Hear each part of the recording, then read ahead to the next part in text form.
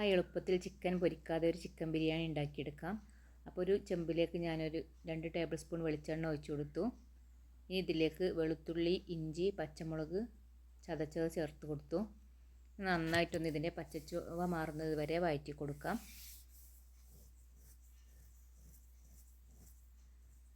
ഇനി ഇതിലേക്ക് ഒരു 3 സവാള അരിഞ്ഞത്, കറിവേപ്പില ചേർത്ത് കൊടുക്കാം. ഇനി ആവശ്യത്തിനുള്ള ഉപ്പ് കൂടെ ചേർത്ത് നന്നായിട്ടൊന്ന് വഴറ്റിയെടുക്കാം. ഇപ്പോൾ ഇതാ ഉള്ളി വഴന്ന് വന്നിട്ടുണ്ട്. ഇതിൽ കുറച്ച് മഞ്ഞൾപ്പൊടി ചേർത്ത് കൊടുക്കാം. ഇത് നന്നായിട്ടൊന്ന് ഇളക്കി കൊടുക്കാം. ഇനി എരിവിന് ആവശ്യത്തിനുള്ള കുരുമുളക് പൊടി, 1 ടേബിൾ സ്പൂൺ ഗരം മസാല ചേർത്ത് കൊടുക്കാം.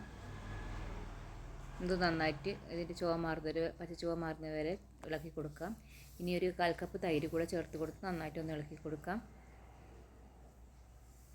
ഇതിലേക്ക് കഴുകി മാറ്റി വെച്ചിട്ടുള്ള ചിക്കൻ ചേർത്ത് കൊടുക്കാം. ചിക്കൻ നന്നായിട്ട് ഇതിനോട് യോജിപ്പിച്ചെടുക്കാം. ഇനി ഇതിലേക്കൊരു 3 തക്കാളി അരിഞ്ഞത് ചേർത്ത് കൊടുത്തു. ഇനി മല്ലിയില, പുതിനയില കൂടെ ചേർത്ത് കൊടുക്കാം. ഇനി നന്നായിട്ടൊന്ന് ഇളക്കി കൊടുക്കാം. ഇതിലേക്കൊരു പകുതി നാരങ്ങയുടെ നീര് ചേർത്ത് കൊടുക്കാം.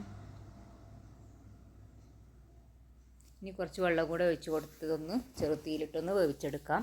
ഇത് വെന്ത് വരുമ്പോഴത്തേക്കും നമുക്ക് ചോറുണ്ടാക്കിയെടുക്കാം. ഇനി ചൂടായ ഒരു ചട്ടിയിലേക്ക് വെളിച്ചെണ്ണ ഒഴിച്ച് കൊടുത്തു. ഒരു 2 ടേബിൾ സ്പൂണോളം നെയ്യും കൂടെ ഒഴിച്ച് കൊടുത്തു. ഇതിലേക്ക് പട്ട, ഗ്രാമ്പു, ഏലക്ക ഇട്ടൊന്ന് പൊട്ടിച്ചെടുക്കാം. ഇതിലേക്ക് കുറച്ച് ബിരിയാണി ഇല ഇട്ട് കൊടുത്തു. ഇനി മൂപ്പിച്ചെടുത്തതിന് ശേഷം അരിയുടെ ഇരട്ടി വെള്ളം ഒഴിച്ച് കൊടുത്തു.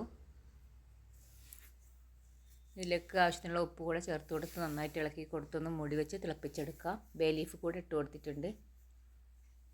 ഇനി തിളച്ച് വരട്ടെ.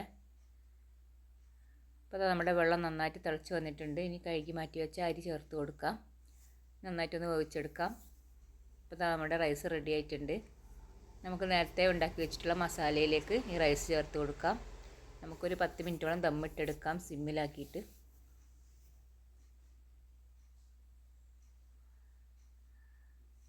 അപ്പോൾ ഇതെല്ലാം റെഡിയാക്കിയിട്ടുണ്ട്. ഇനി ഇതിലേക്ക് അണ്ടിപ്പരിപ്പ്, മുന്തിരി, ഉള്ളി വറുത്തത് ചേർത്ത് കൊടുക്കാം. അപ്പോൾ ബിരിയാണി റെഡി ആയിട്ടുണ്ട്. Please subscribe, like my channel. Thank you. ഇതൊന്ന് മൂടി വെച്ച് 10 മിനിറ്റ് കൂടെ ഒന്ന് ദം ചെയ്തെടുക്കണം.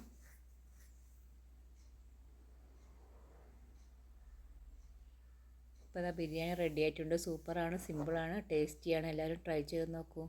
Thanks for watching.